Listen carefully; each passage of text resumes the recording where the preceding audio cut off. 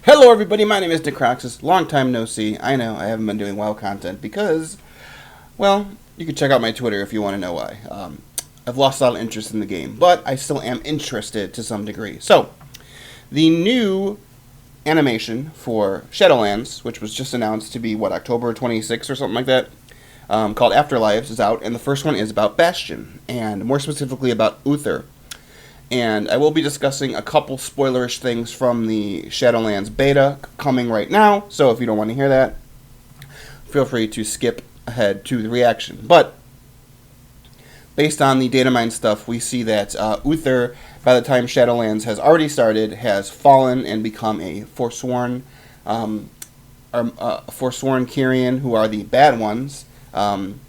And they are led by Devos, who used to be a paragon of the good Kyrian, but had fallen to become evil after she had seen Uther's reluctance to let go of his hatred of Arthas. And apparently, when Arthas dies in Wrath of the Lich King, it's actually Devos and Uther in the Shadowlands who, instead of letting his soul go before the Arbiter and go to where it should have gone, which who knows, I think probably it would have been Revendreth, actually plucked him away and tossed him into the maw, which caused a whole bunch of extra problems. So, here we go. We're going to react to this cinematic. I don't know if that's what's going to be covered in this, but I assume it probably will be because it's important to the backstory of Bastion and Uther and Devos and Arthas, who Blizzard very cleverly kept most of the development about his involvement in Shadowlands until just like this month.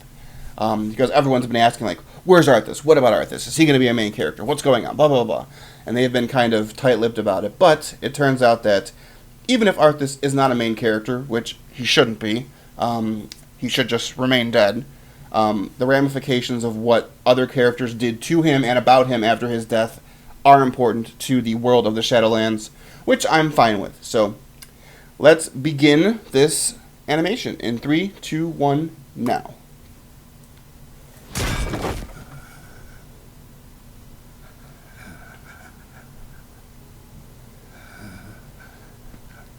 Yeah, so this is Death in Lordaeron in the Scourge campaign of Warcraft 3.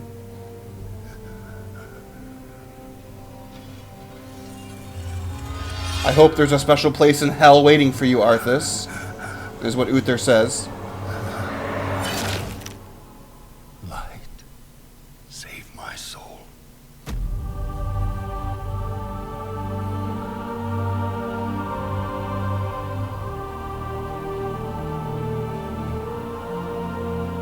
Now, very strange because Frost...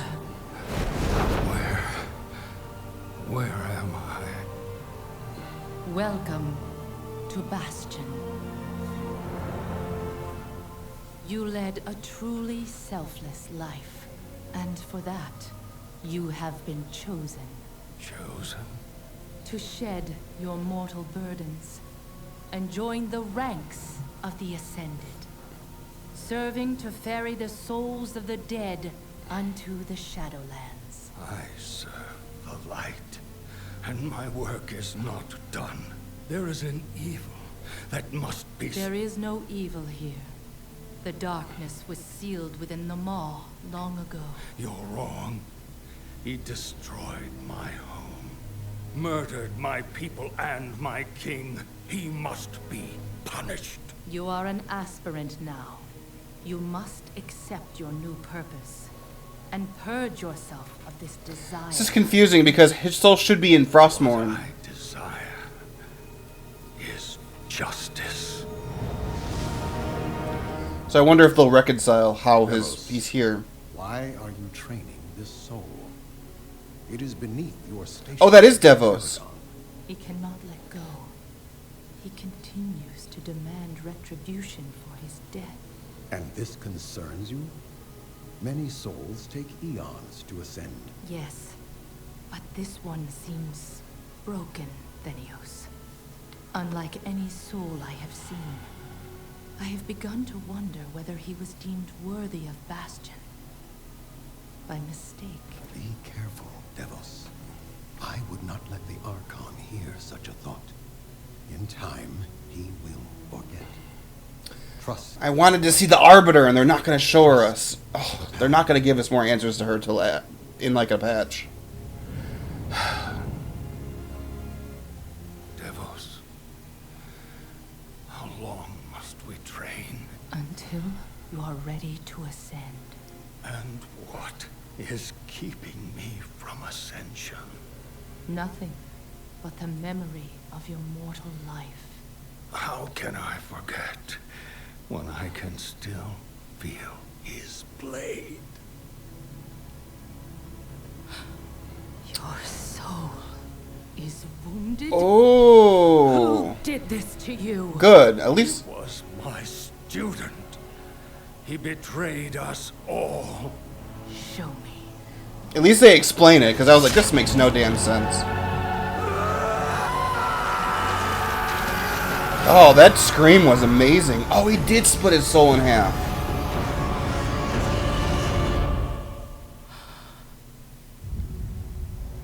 Uther's voice actor there On his blade were was amazing. This dark agent runs free on a mortal world with the power of the Maw itself in hand. Our realm is imperiled. Impossible. The Maw is inescapable. You must return to the path. If he had purged his life, we never would have known of this calamity. The path is flawed. Enough! The order of the Shadowlands depends on the execution of our eternal charge. You will abandon this course. So they didn't know that the Frostmourne and the fucking... My Archon. They didn't know that it wasn't... That it was on Azeroth, the power of the Maw? What? Huh. Uther, the time of your ascension has come. I thought I was not ready. Do you wish to see him punished? I do. Then prepare yourself. Oh, she could just be like, bitch, you're an angel now. The moment he falls, we will claim him. This is way longer than I thought it would be. Okay. Wrath of the Lich King.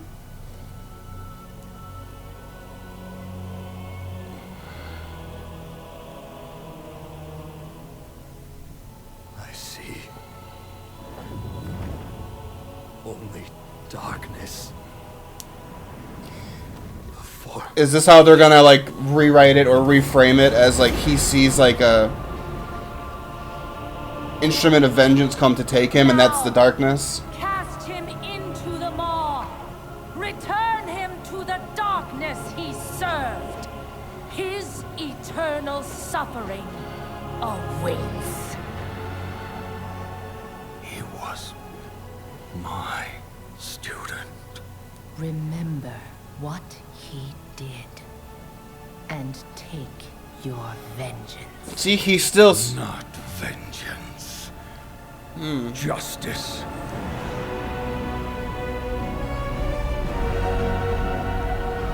Arthas had to have so much anima with him. The fact of them throwing him in there right to where the jailer is has to have been like a huge, like, buff to his power. And then right after this, Sylvanas kills herself and goes to the Maw, which is... That's so interesting. So, that was very good. All the voice acting was amazing. The animation was fantastic. So Arthas wasn't necessarily meant to go to the Maw. Well, I mean, we don't know. He never got a chance to be judged. But Sylvanas, are they going to show Sylvanas killing herself and what happened there? Because she did go to the Maw. So Arthas might not have gone. And if I feel like if he would have gone to the Maw, they just wouldn't even have intervened, right? But Sylvanas did. So somehow the Arbiter, maybe because the Arbiter can, like, see, like, your whatever, like, your whole life, even if it hasn't been lived yet. Like, maybe she could have seen what Sylvanas has become. But that almost becomes like a self-fulfilling prophecy, because by the Arbiter choosing to make her go to the Maw, she then becomes what she is. Or, I mean, she gets worse. Or I guess she doesn't really get worse. She's as bad as she was in Frozen Throne. But she gets a new agenda to kill the world, basically. The Arbiter is super confusing, and they really need to explain more about her, because I feel like the answers to all of the things are like just outside of our grasp. And I know they're just saving it for like a patch expansion, because I'm almost positive 9.1 is going to be Kel'Thuzad's raid, because he's like a major character in all the Covenant campaigns except for the Night Fae, which is like its own separate thing. But the other three, Kel'Thuzad is like, his fingers are in all of their other campaigns, and he doesn't die at the end of 9.0. But, so, they didn't know, the Kyrians and even their Archon didn't know that Frostmourne was in Azeroth, which was made in the Shadowlands, and presumably they don't know that the Helm is in Azeroth either. How do they not know that? How does the Archon not know that? A lot of interesting questions. So Uther's soul was basically split into two. They explicitly showed like darkness and light going to the Shadowland and darkness going into the Blade. So it's not even like his whole soul was there in the Shadowlands. But once the sword, and then again in World of Warcraft, in Wrath, we see Uther's soul several times, including there must always be a Lich King. Actually, no, that was Tyrannus. But we see Uther's soul in Halls of Reflection, is what I meant to say. So when Arthas dies and Frostmourne gets destroyed, what happened to the other part of Uther's soul? Maybe it recombined and his soul like came back together and that wound healed after Arthas died, which is why Uther hesitated dropping him into the Maw, when before that he was convinced on getting his revenge or his justice. But when the moment came and presumably his whole soul was healed, he hesitated. That could be interesting.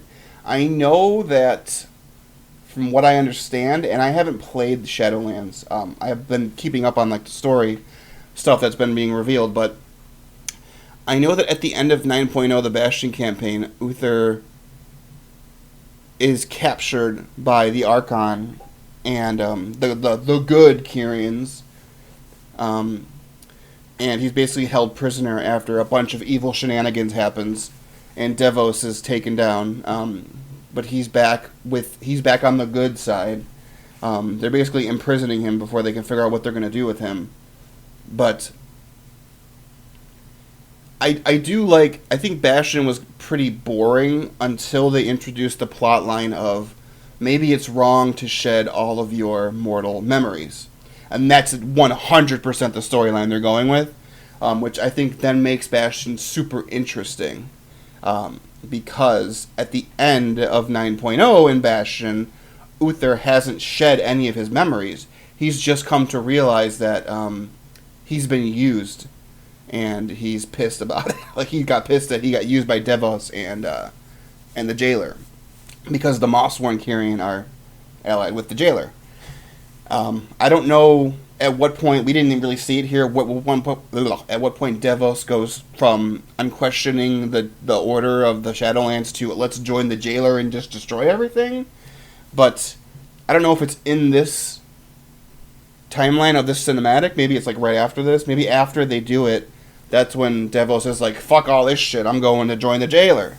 But that was super interesting, and I like things that make you think about the story. I really wish we need more information on the Arbiter. And the fact that I've seen all of 9.0 basically, and they really haven't told us anything else.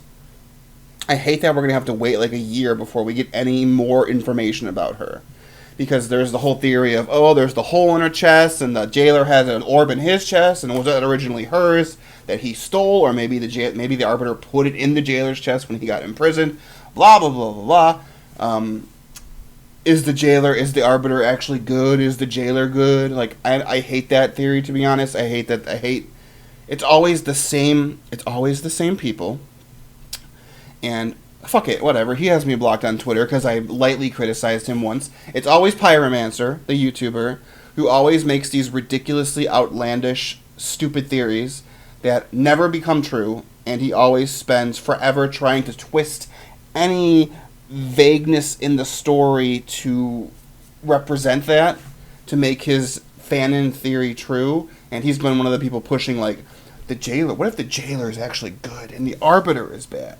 I mean, there might be some grayness in there between the Arbiter being basically like being like a neutral judge and sending people places, but the idea that the jailer's good is ridiculous, especially when we know he wants to kill the planet.